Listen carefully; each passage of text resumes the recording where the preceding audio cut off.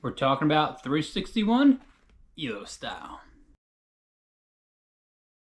Welcome back to the channel. I am Cody with the Shoe In With Cody, and today we got ourselves a good one. I'm going to give you the tech specs and my first impressions of a new brand to me, 361, the Eleos. This is a new shoe that they sent to me, and I have a lot to say about this shoe. I have about 19 miles into the shoe. I've been putting it through the paces. I'm in marathon training, so you know I'm definitely putting that work in. Now, before I talk about the tech specs and my first impressions, I do want to point out one thing. This shoe right here was sent to me by 361, but they have no opinion on what I put in these reviews. And before I dive into the first impressions, I have a favor for you. Hit the like button. Smash the subscribe button. It costs you absolutely nothing, but it helps the channel. Now sit back, relax, and let's talk about the 361 Eleos. To kick this video off, I'm going to talk about the tech specs of the Eleos. Again, this is a brand new shoe to me, and it's a brand new brand to me.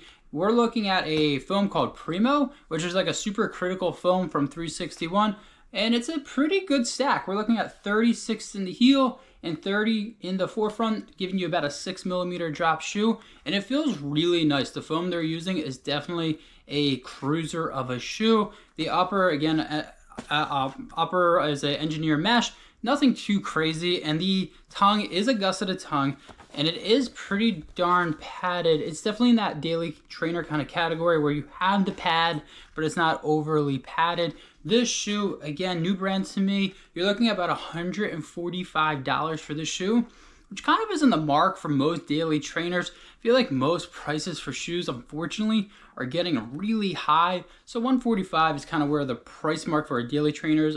Unfortunately, for my size, we're looking at a 9.9 ounce. So definitely on that heavier end, but not terribly heavy. Perfect for those daily runs, especially those recovery day runs with this type of foam. Again, overall, the 361 Eleos offers a lot. It definitely brings in some special foam, the super critical foam. My humble opinion is definitely one of the better foams, especially for a daily trainer.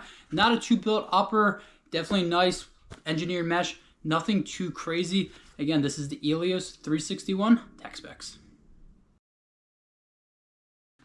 While I know you love yourself some tech specs, you clicked on this video to see my first impressions of this shoe.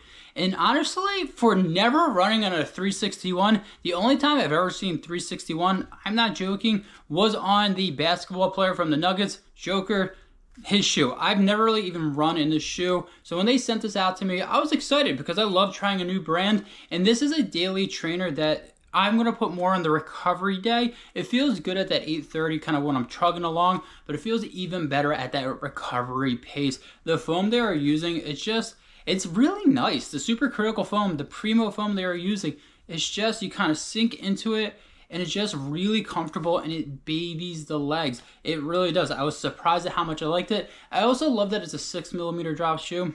I feel like that's the sweet spot for me. I think when you get over 8mm, it's too much for my legs. 6 is kind of that sweet spot. I really like that. The one thing I want to point out, and it might be weird, is I love the tongue. I don't know if you can see it on the camera. The way they created the tongue, it lays perfectly on my foot. I locked the shoe in, and I have no heel slippage, and this tongue just sits on my foot perfectly.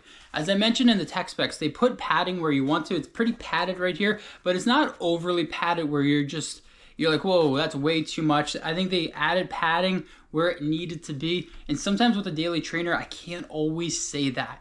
So now, there's a lot to like about the shoe. I have 19 miles into this. It feels comfortable underfoot, and I'm able to cruise and pick off the miles. When my legs are tired, I'm reaching for this one because I want my legs to be babied.